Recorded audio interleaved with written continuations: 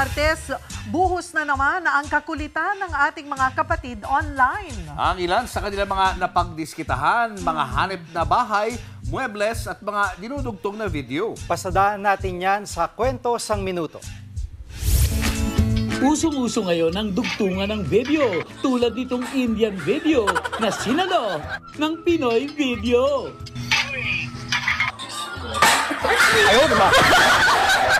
Nakakita ka na ba ng chandelier na salawal? O nakakita ka na ba ng mekaniko na naghahanap ng tornilyo? Nakakita ka na rin ba ng bus driver na hindi nagme-may I go out? Teka, pakicheck nga yung kaibigan natin, andun siya sa may kanal, nagtatampo.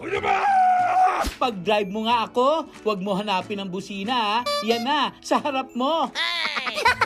Psst, punta ka sa amin, may karinderya para sa mga relihiyoso. Usapang buntis, kapag mayaman, gender reveal. Kapag mahirap, maitim ang batok mo be, lalaki anak mo sigurado. Teka, pasyal muna tayo sa farm kung saan ako lumaki. Uy, paunawa o, bawal mag-sit here. Shesh! Kalat na ngayon ang mga manananggal ng boses, nagaralgal.